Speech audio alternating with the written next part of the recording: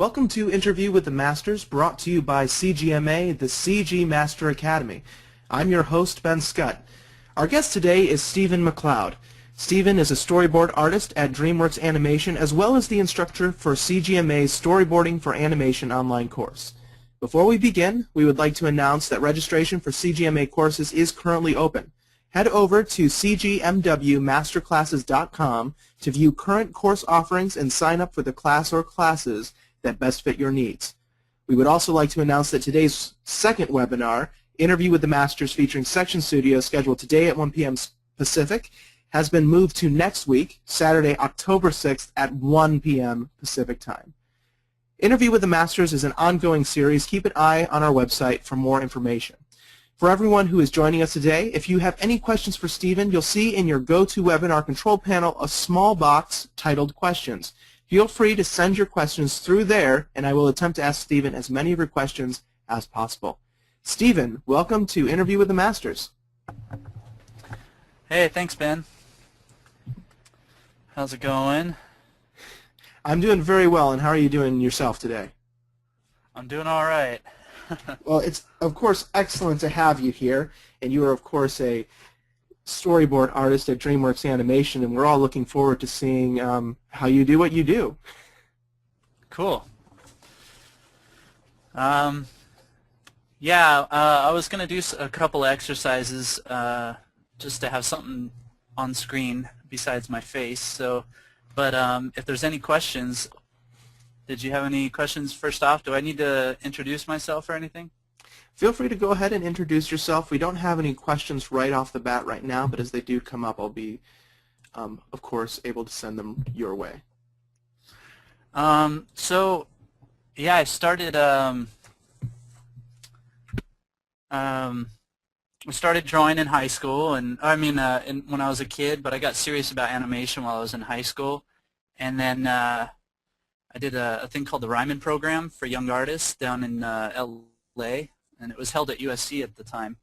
And then I started doing this thing called CISA during the summers, where I could do animated films and stuff like that, and I met a bunch of my future classmates and colleagues, actually. And in any case, I went to Cal Arts for 4 years, graduated in 2007, and I've been working at DreamWorks since. And right now I'm teaching at Cal Arts. I'm teaching storyboarding, and what else? Yeah, that's about it right now. And teaching through CGMA. I love the CGMA program because you can be living in any place in the world and be able to take advantage of the classes, and I think that's a really valuable thing, to be able to learn from working professionals and whatnot. Other than that, I'm working on the Croods right now. I'm wrapping up on that. I'll probably be working on Me and My Shadow unless something happens, but that'll come out in 2014. But Croods comes out March 13 next year, about 6 months roughly, and the trailer for it, the first teaser trailer, comes out next Wednesday, so you guys got to check that out on Apple. It's really good. I'm really excited for everyone to see it. And that's what my shirt is, see? The Croods. And I think everyone else is looking forward to seeing what DreamWorks has next for us. So you started working... I was going to say, you started working at DreamWorks directly after graduating from Cal Arts. Yeah, I was fortunate to hear about the training program that they do. They usually do it every year. Sometimes they skip a year. But it's a nice way for newcomers to the industry to kind of get their foot in the door and kind of learn gradually rather than just being plugged into the pipeline right away. So the first 3 months I was at DreamWorks, I got paid like a regular employee. I got benefits, but they put you through this 3-month training where you work on a project that's been shelved, a project that they don't have intentions to make, and they'll connect you with a mentor, and you guys will pretty much make that movie. You'll start storyboarding it and things like that. And I went through the program with Ryan Savis and Radford Seacrest, and we pitched our sequences to all the directors, producers, heads of story, and then from there we got cast onto different movies. And I ended up on the Croods back in 2007. So I've been on that for 5 years, more or less. And I took 11 months of that time to work on dragons, how to train your dragon. Excellent. So Steven, what are you going to be presenting for us today? Well, I do this exercise in my class during some of the Q&As, but I got a Pictionary box here.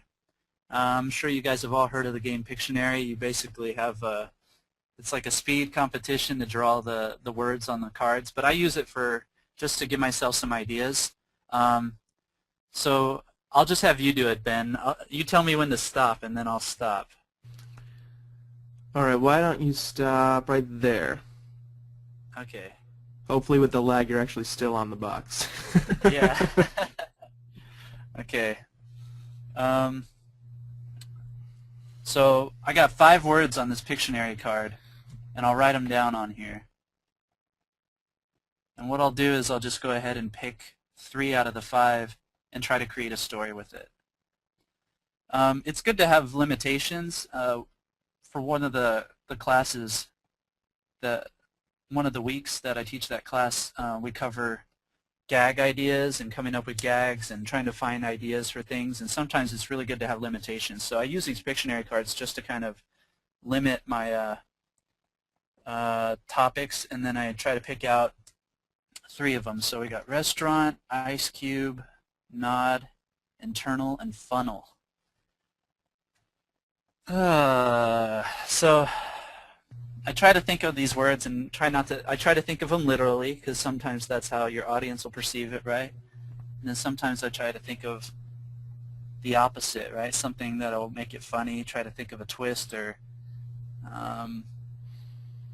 typically you want to have an environment and a character and maybe some kind of a conflict. I hate to put myself on the spot like this, but I think it helps for people to see how difficult it is for me. You know, it's not easy, and it's not easy for anybody, but you kind of just push through it. I also cover in the class like the rule of 9, which is, you know, 9 out of 10 ideas are bad, you know. So my first ideas are not going to be great, but we'll just try to get something. So we got restaurant, ice cube, those kind of go together. Funnel, internal, and nod. Maybe I'll do nod. Okay, I think I'm going to do that. So I might just draw a quick setting just to picture. I don't know if I've been to one too many Denny's or what, but I keep picturing these types of booths. You have a table, whatever. Okay, I'm just trying to think of the setting, think of what might occur here. Let's see, maybe some pictures on the wall, maybe some plants. So the cool thing is, you know, everyone lives their life. They all have a mental visual encyclopedia in their heads. If I have trouble or if I want a specific thing, I'll go ahead and use a photo for reference. Like if you see on my desktop here, this is what the photo that I was inspired by to do the workshop. And so the workshop demo takes place in this room, more or less, you know. It's inspired by it. But yeah, so I'll just try to think of some... So what could we have happen here? Normally I would brainstorm with you guys. What do you think, Ben? Should we... Well, I do know that those are some of the most awkward booths to sit in because you're stuck in the middle there. Whenever... Yeah. You're sitting with a group of 5 or 6 people. You've got 4 people at least stuck in the middle. That always ends up being awkward. You know, what's funny is when you brainstorm at work, it's like, you know, just you don't have to come up with the final idea. And I find that I like playing the role of the guy that just sparks the conversation, because I think too many people are trying to aim for the bullseye and hit it right in the center. I don't mind throwing darts all over the place and kind of zeroing in on it until we get it. I'm not quite as calculated in my attacks. You can be. There's nothing wrong with that, but I think it's good to just kind of get the ball rolling. So let's say my Mr. Generic, we'll put a guy in here. So let's see. He's in a restaurant. It's good to have conflict. Maybe he's like again, this is all what you first think of. There's a guy who's maybe complaining he wants ice in his water or something. They brought it to him and it's really warm, it's yucky or something. How else could we get conflict? I'm trying to think of Ice Cube and Nod. Maybe the waiter nods at him. That's all he does. Maybe he doesn't say anything. That's one way to get it, right? Do kind of a Buster Keaton type scene with just him miming all the information to him. Right. So neither of them talks? Neither of them speaks? Could definitely work that way. Right? Let's see. Looks like we have some recommendations coming in through our question box here. Oh, really? Fun. See, that's where I like it. It's fun to have the group effort because I think you get the visceral, you get to realize what it's like in a story meeting because it is an open dialogue and people just spout stuff out. And that is one of the great things about the entertainment industry is how much people work together to create the final product. It's very rarely a one-man show. Right. Very rarely. It's such a collaborative field, yeah. And it's funny because I had two teachers, story teachers at Cal Arts that I ended up working with. There's really no pride or whatever. That's just the way it goes in the sense that, you know, a lot of my students end up being my coworkers, you know. The industry is very small. And so you shouldn't be afraid to speak up, if that makes sense. People are generally really nice to each other. Gosh, that guy looks way too young. I'll put a mustache on. There you go.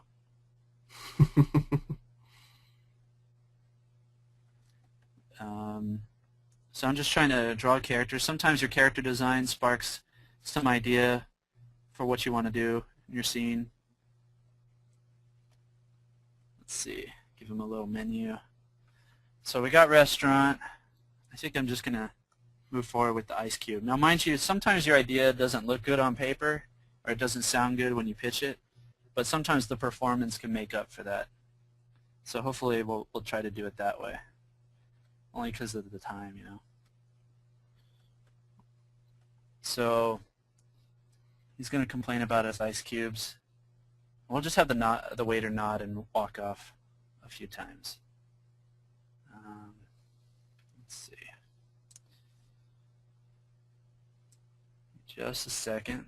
Okay, here we have a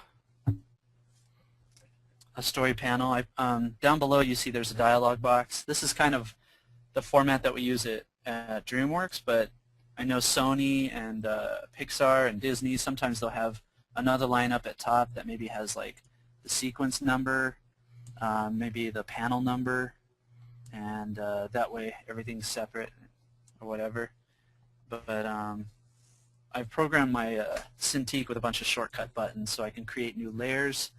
Let me think. I got duplicate layer. I got Alt-Control-Z for Photoshop to undo over and over. And then I have different brushes. So I have that brush programmed in, and then I have like a shading brush programmed in. I have lasso, and then I have background color fill. Sometimes it's good to create, make your character opaque on the background.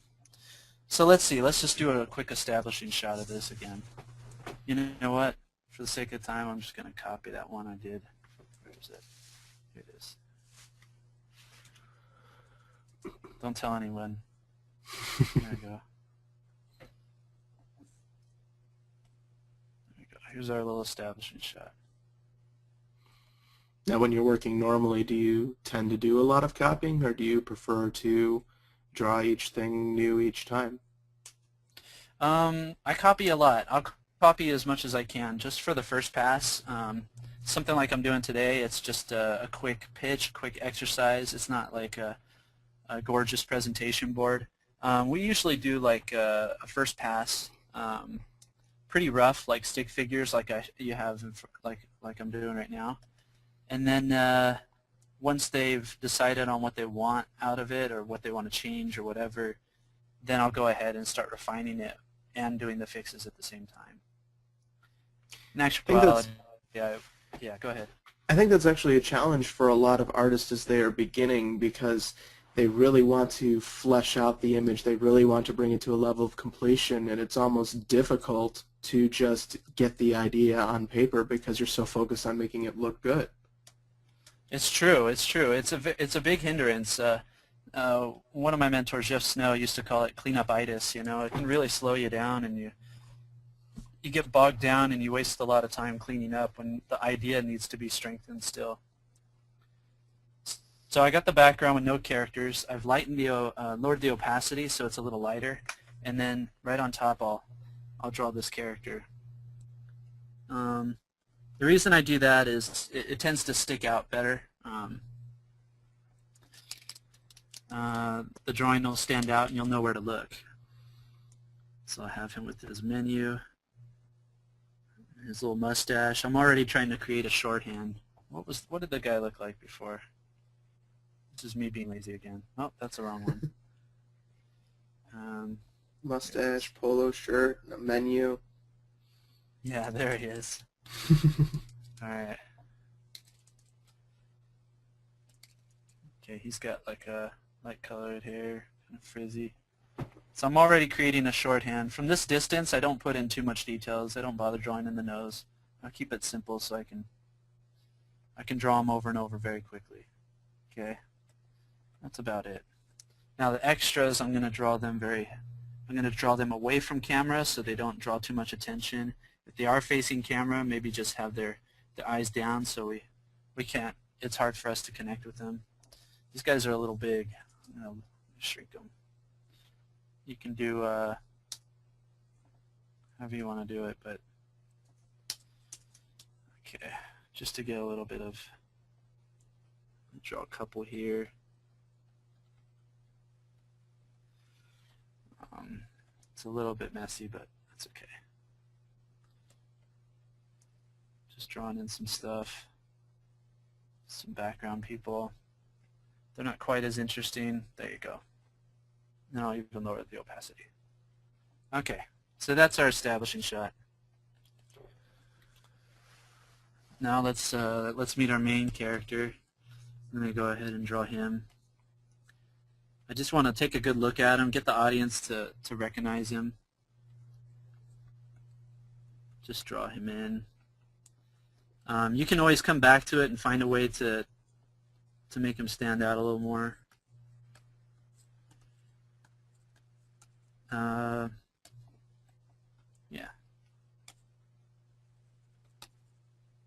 And then I'm just going to draw a quick little background just to indicate something.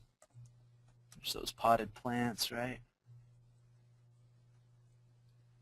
Back wall, going around.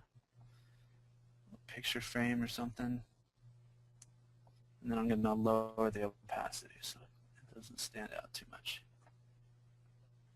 I'm just going to do one-shots real quick. I'm not going to move them around too much.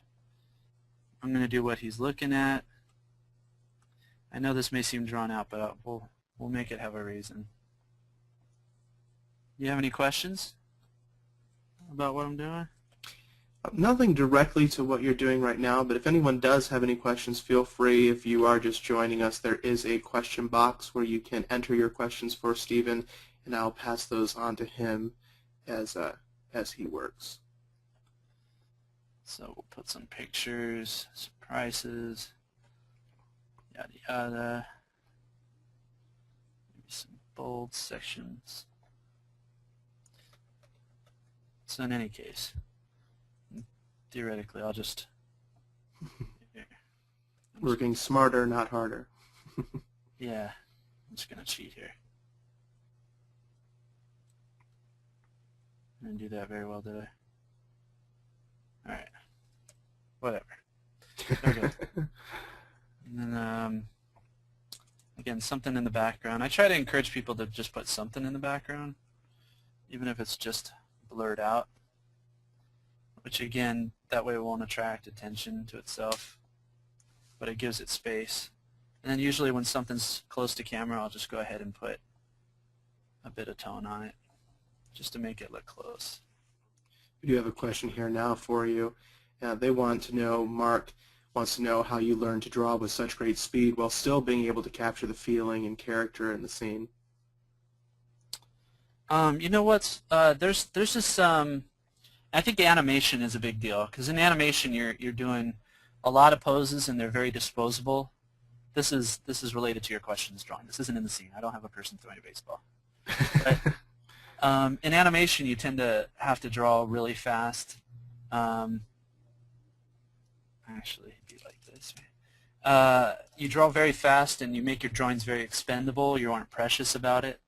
I do think that people, when they transfer over from illustration and different fields like that, they tend to be a little more precious about their drawings looking pretty, and that's something that is very difficult to overcome. But your drawings are nicer, and you know how to clean up drawings a lot nicer than some people. But yeah, animation helps, and then there were some exercises that I would have my students do where you can get like an alarm clock that has like a buzzer. So something like if you can set an alarm, get like a little alarm clock that goes off every, that you can set for going off every minute. And then what you do is just get a ream of paper, get a bunch of pencils out, or pens or Sharpies or whatever you like to draw with, but something that's got boldness to it, that's not too whatever. Maybe a pencil sharpener in case something runs out. Use a pencil sharpener. And then basically give yourself a reference photo. You can pull it up on your computer if you want, of a character that's in it full body in a costume. So like maybe you do like a samurai warrior or something, and basically just start drawing them. So the first drawing you might just copy it exactly the way you see it in the photo, and then as you're going through, start drawing them in different poses, right? Just take them, flex them, try to guess what he looks like from the other side. Maybe give him a prop to interact with. But basically, you'll study that character a lot, and you'll be able to draw that character really quickly and really fast. And you'll start finding shapes that are reoccurring, and you found like a simplified form of it, if that makes any sense. So it's a way to kind of break down a figure in a simplified form. Now, like I said, I'm drawing this guy because he's pretty generic. He's similar to characters I've drawn in the past. He's not too detailed. I gave him a really simple outfit. I've drawn him once, right? Drew him once on here to kind of give myself a head start. Oh, look, I forgot his glasses. I'm going to put his glasses because people with glasses are temperamental. No, I'm just kidding. So, but yeah, I think speed comes with time. You'll get confident with your line. Somebody asked me the other day, was like, how come my boards look like amateur boards and they don't look like professional boards? Like, there's a difference. And I thought, well, there's kind of a, there's a difference between like playing notes. Like, I compared it to a musician where, just because you get the Eric Clapton or Led Zeppelin or whatever, if you get the music on paper and you start playing it with a guitar, you're using the same instrument they are. And maybe theirs is a lot higher caliber, but essentially you have the same instrument and you have the same notes on a page, and you can play it, but it won't sound as good as them because they've played for a long time. There's a subtle thing that's happening. They have a different sound when they handle the instrument. They play it with a certain rhythm and a certain ease. There's just some things that come with time, and I think when you are more confident with drawing, it goes a lot faster. I think no matter what field you've been working in or whatever, you just get better with time. So, because I think even 6 months ago, I hate my drawings from 6 months ago, and then a year ago, I really hate them. I can't even stand looking at them. So that's the thing. You'll train your eye, and your mind will be able to perceive the subtle issues that you have. And again, with animation, you're acting and performing, so you have to find ways to express your character. And it's like anything. If you look at a lot of Glenn Keane's drawings on all his characters, or you look at any comic book artist, A lot of expressions carry over from character to character. Sometimes it's just inevitable. You know, there's parts of Ariel that show through in Rapunzel or whatever, or Aladdin that show through in Tarzan. You know, you get used to drawing these certain characters and expressions. And I think over time, you know, I did recommend people to copy Disney model sheets, and there's some good places online where you can see those. So I'm going to cut back to this shot because I don't want to create another shot of him.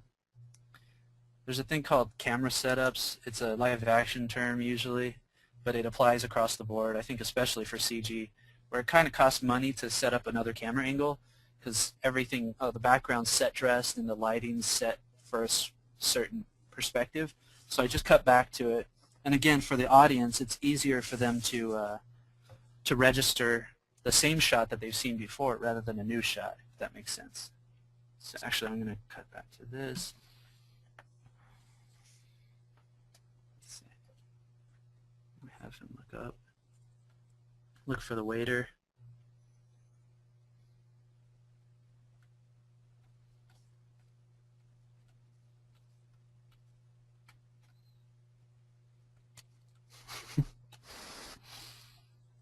Have him lower the menu. Trying to picture what it would look like.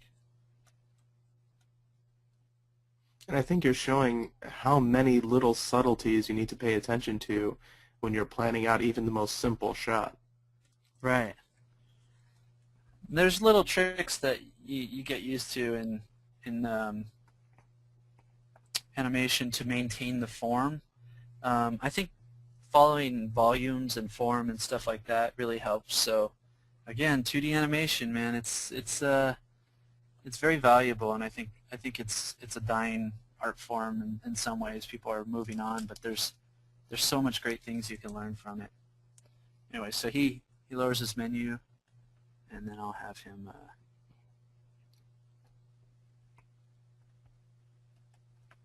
signal the waiter, and we'll introduce the second character. I'm going to adjust the camera just a tad. Just do it a little bit, nothing too noticeable.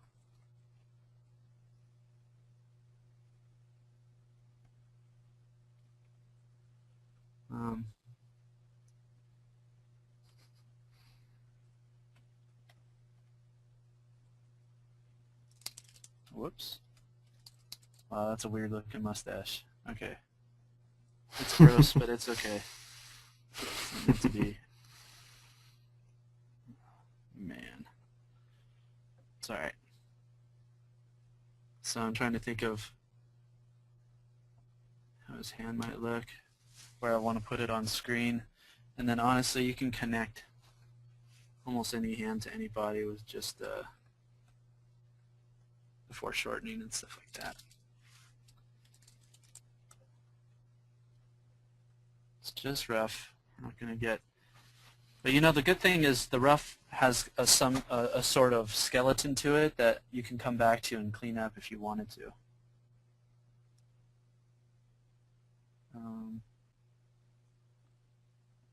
So can you guys see everything still? Everything's coming in quite clear. Okay, good.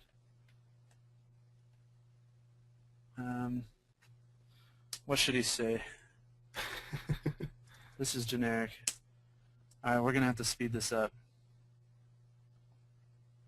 if we want to have anything happen in this scene.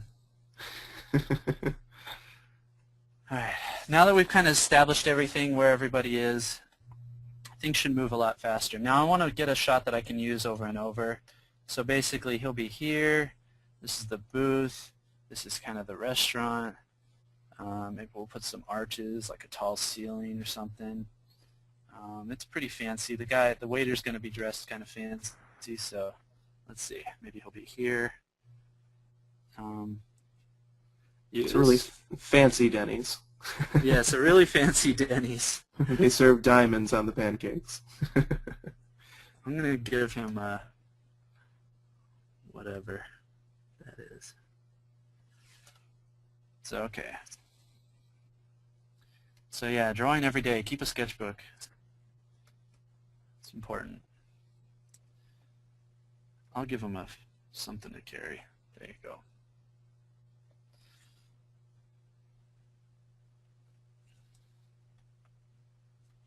Again, I'm going to cut back to a shot we already established. And then what is he going to say?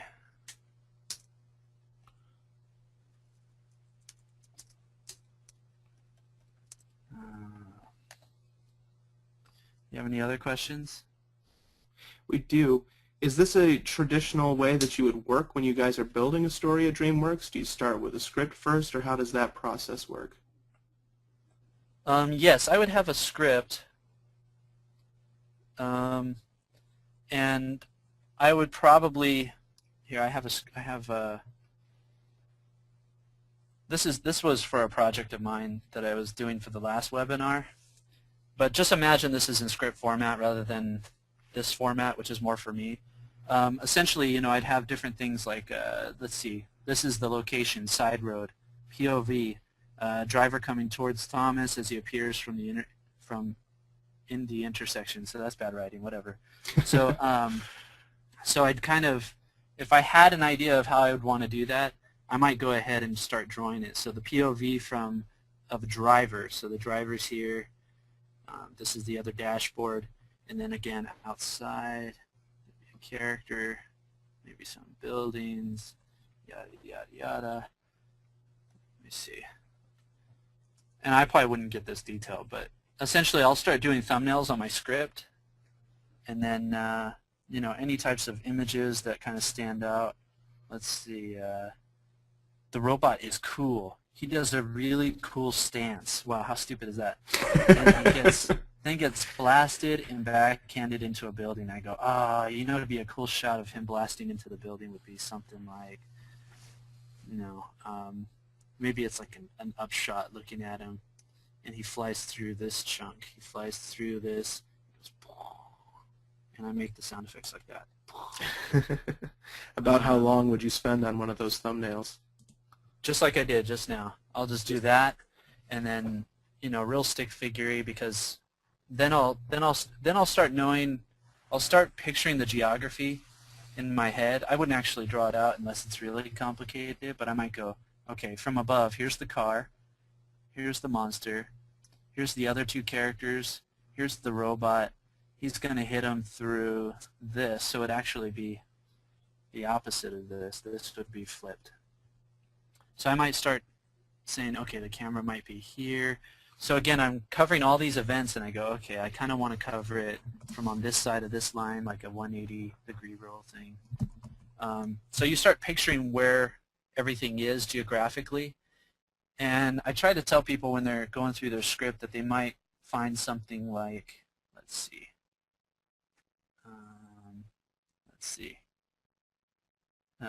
Cindy pokes her head out. Thomas sees her, jumps out of the car, he looks over, she might be injured. I want that to land with a lot. She pushes him off the battery, she says, pull it out, and then right here, let's see, the car gets smashed and tossed to the air. Thomas and Cindy are devastated at the sight. So I want this shot to have a lot of punctuation. I want them to be very upset by it. So I might find certain imagery in the scene that I want to emphasize and land on, and I'll have everything lead up to that so that that has the most oomph to it. You know, it has the most impact.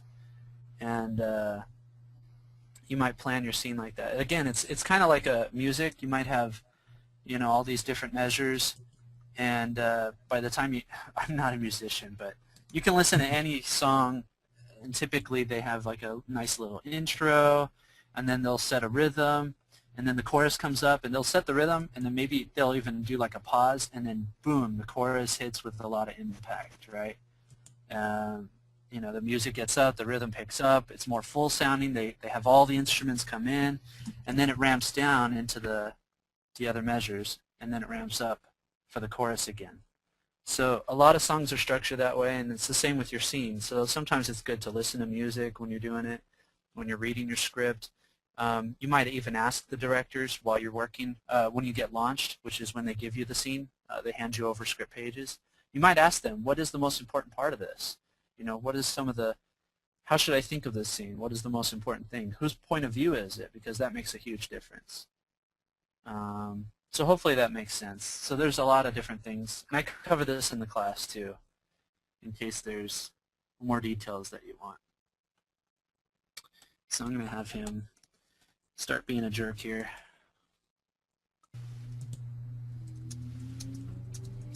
That it says here that, what are something that people complain about? It says here that something they complain about from the menu. yeah, or something they request. It says here the steak comes with a salad. That's stupid, but it's okay. Again, there's no bad ideas. You just got to keep moving. Yeah, let me see. I'm gonna have him get into a really irritating pose here.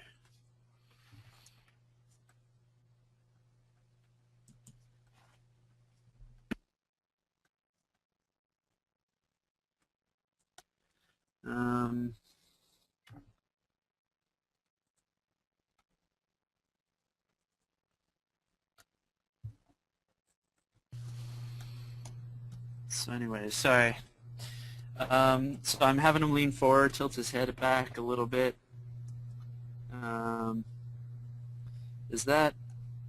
I replace it with, what does he say?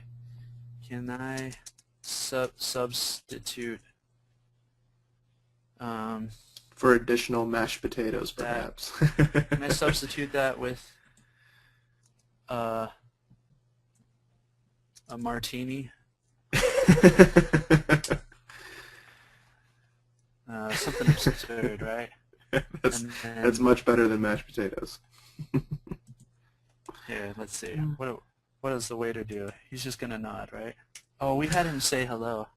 Here, you know what? I'm going to get rid of that, sir. And we'll just have him come over. Which, again, if we want to have him move.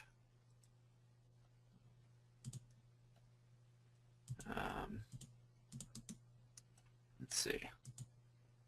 I'm going to...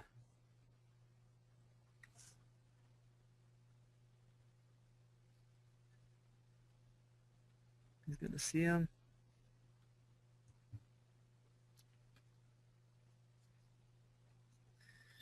Let's see. Have him over here. Any other questions or anything? We have quite a few here. I'm trying to find which ones are most appropriate to where you're at currently. We do have a question here that once you've finished that, they would like to see some completed storyboards. So if you have a few of those in mind that you could show when we're completed, I think that people would really appreciate that. We do have a question. Sure. We can do that. If storyboards tend to be done digitally now, or are they still done with pencil, paper, pen? There's still there's the only person I can think of at DreamWorks that still does boards by hand is Chris Sanders, but everyone else seems to do digital. There was a guy, Walt Dorn, who was holding out too, but he switched to digital too, I think. So pretty much everybody's digital. They get you a Cintiq and everything, and they get you the they have a set. They have some actions programmed already. So he nods. Okay. And then, yeah, they just, they're all digital. But the first 3 months in that training program, we did it by hand. We did it on paper. And I don't know if that's because they don't want to let the tradition die or they want to haze us or what. But I think it was good to go through that and pitch traditionally, like you'd pin up all your boards onto a wall and kind of with a pointer stick, like a presentation stick, kind of pitch through all the boards. And that way they're looking at you and your physicality, and sometimes you would act it out, some of the postures or expressions. And there's a lot of benefits, I think, from pitching that way and from storyboarding that way, honestly. It was a lot more concise and condensed, and there weren't so many panels. Nowadays, everything seems really animated. and that's not always. It can be very exhausting, but they look better in story reels. So that's the good thing, is they translate a lot better for the reels, in my opinion, than the old traditional hand-drawn boards. But I guess you could draw by hand if you wanted to.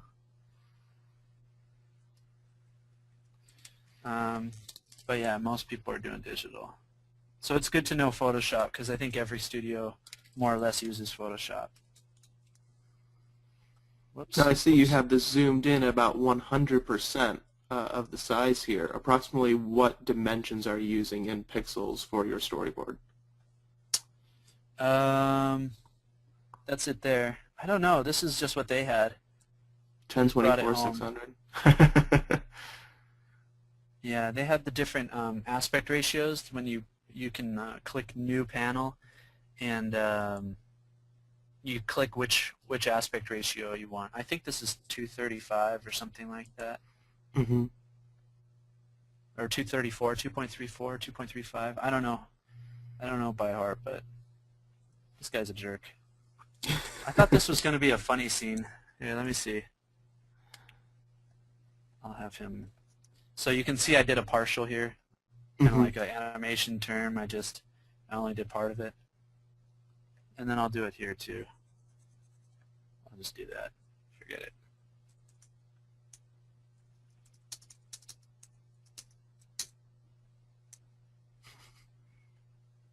I'm just going to have him do it again.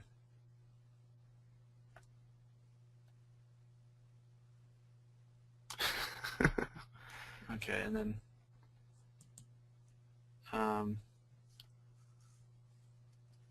now what? What were our words again? We had Restaurant, ice cube. Nod, ice cube. Oh, we got to get the ice cube in. Shoot, we got 15 minutes. You do have that martini. All right. What does he say?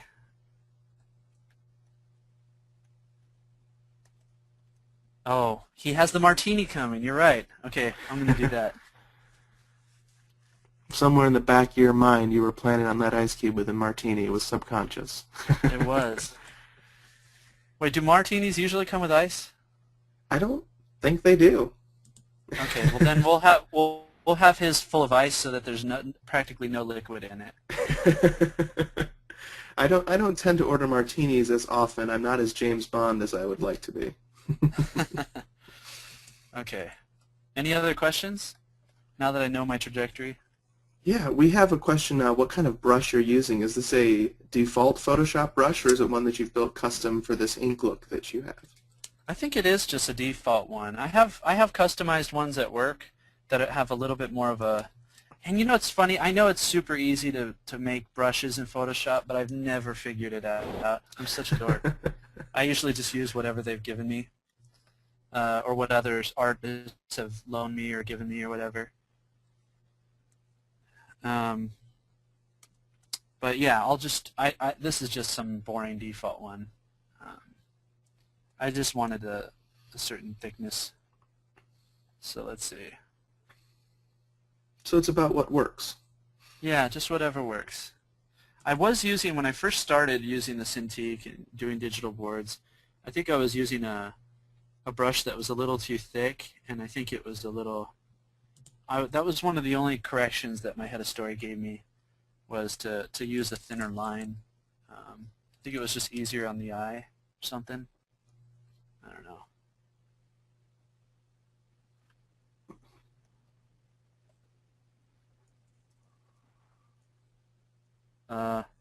That's all. He's not going to say thank you. He's a jerk. So again, like, what is he thinking, right? He nods. Here. And then I'm just going to have, let's see. I'm going to cut him out real quick. The continuity. I have this. I'll have him here, hunched over. Any other questions? Got a question here about how many thumbnails do you think you do in a day? I don't, I think it's strange sounding, but I think thumbnails and roughs are pretty similar in their nature.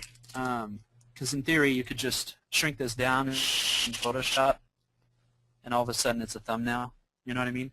Yeah. It's the same with some animators. Will animate small and then just blow them up on the Xerox and use those as their roughs. So I'll tend to just I'll do very small thumbnails on the script, and I probably won't thumbnail every shot. And then I'll start doing my roughs. And again, I know the trajectory. I know where I'm aiming to land those panels. And then I'm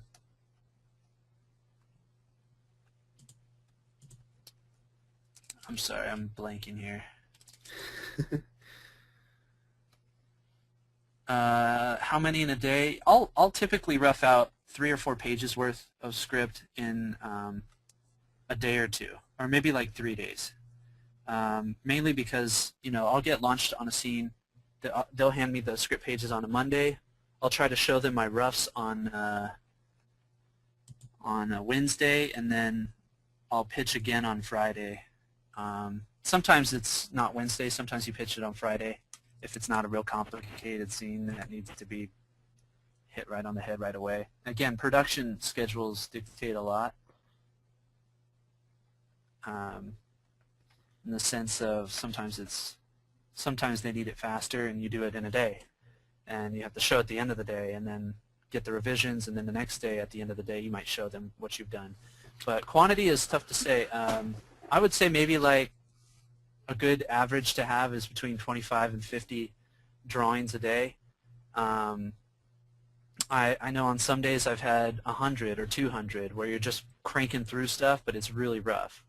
So it just depends. Okay, wait, he's got this. I'm going to delete his hand. Sorry. Any other questions? We have a question about the way that you are managing your layers using the different colors. Do you have a certain system that you use for that? I actually started doing the orange layers for like a new shot. The new shot represents a new shot. So the orange represents the first frame in the new shot. So you'll see the next one is blank because it's the same shot. And then it cuts to a new shot. And then it's the same shot. New shot. That's a duplicate I didn't need. Same shot. New shot. Nods. Next shot. And this is more just so I can look at it and know which shot I'm in, roughly. It helps me find my place again faster. But I think that's just a Steve-ism that I don't think every board artist colors their things. Sometimes, and then I like to delete my hidden layers that are useless. So now I've got just the bare essentials, and it keeps your file smaller. Mm-hmm. About this time, you might want to save your panels so you don't lose stuff. Oh man, we got a crank. We didn't do it. Well, in any case, I would have him kind of put out, just slightly put out, because he's a nice guy.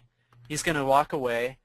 We'll go back to the establishing shot like this, have him come back, maybe even in this shot, the waiter.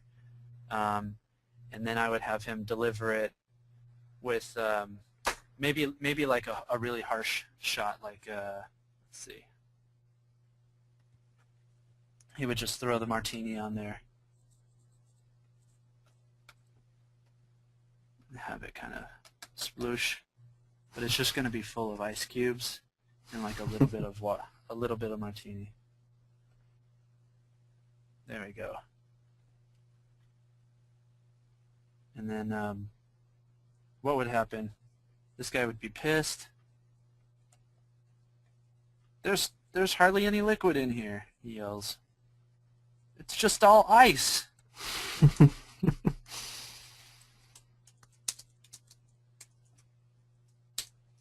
And then I would have him nod one more time.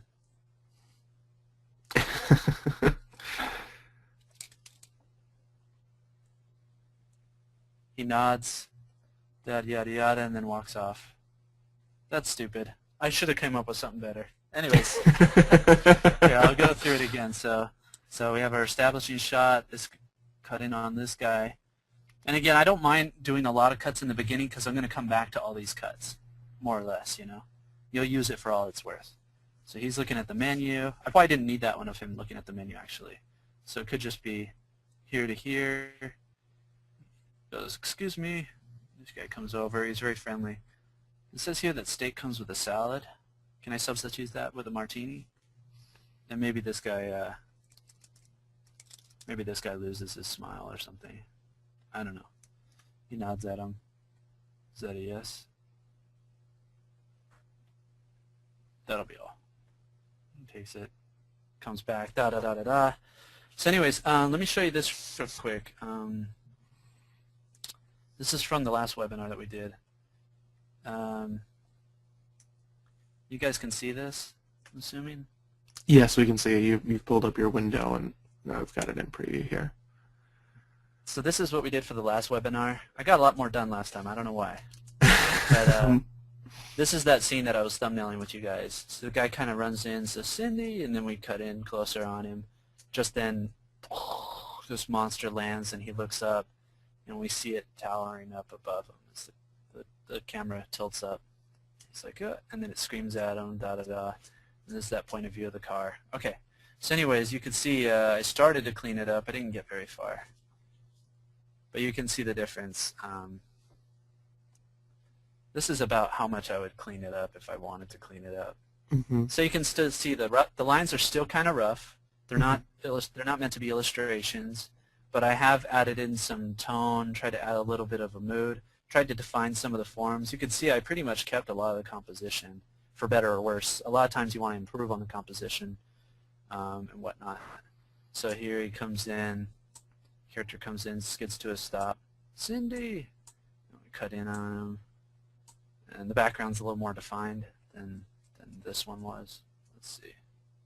Yeah, so I just kind of, again, I try to use my roughs as a skeleton, so it's not too much different. See, I've actually used the rough here because it's all blurry anyways. All I did was carry over the rough, the tones. So does that make sense? Absolutely. And that answers actually a question of what the difference would be between the way your roughs look and what looks closer to a final image. Yeah. So that's kind of what I would do. Any other questions before we run out of time?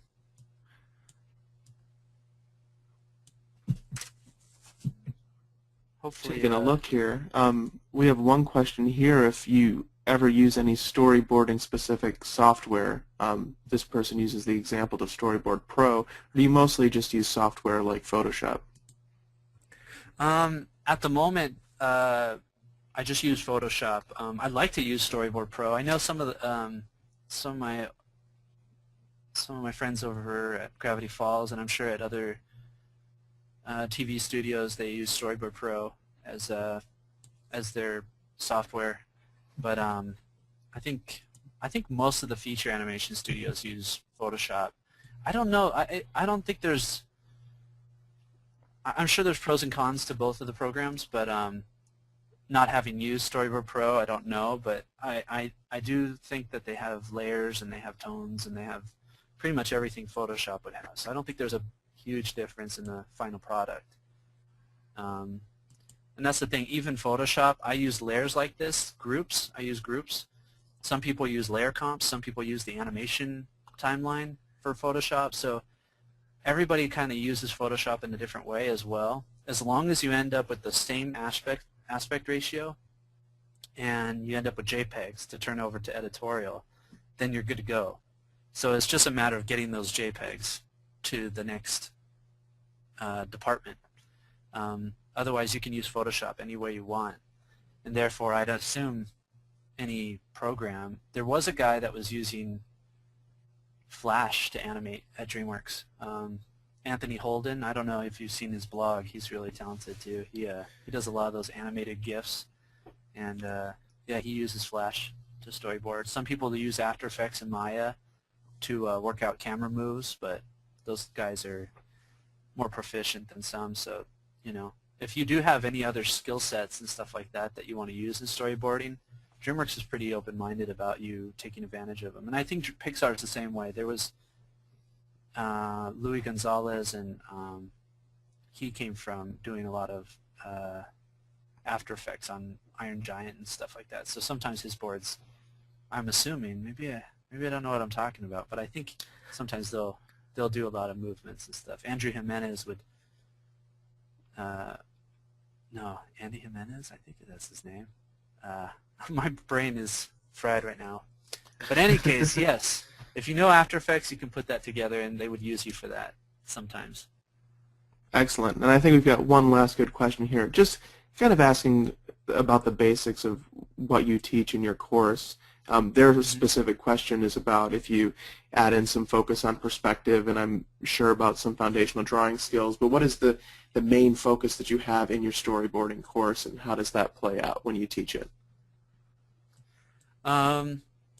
There's 8 weeks, and I try to cover gesture drawing, which I think is a huge asset to have because it helps you draw quickly, drawing from life and drawing very quickly. So I try to help the students to get into that pace of drawing fast, drawing rough, and then we move on to the single image, which is kind of like covering gags and how much story you can get into a single image, so that you are a little more, so you're not so dependent on like a ton of panels to tell your story. Although I'm a bad example because I just did a whole bunch, and then we start getting into doing a little bit of beat boards and studying films, and again, it's just to kind of get your storyboards looking in a workable look to them. But then I feel like my main goal is to help people come up with their own ideas for stories. I think that's a very valuable thing and important thing.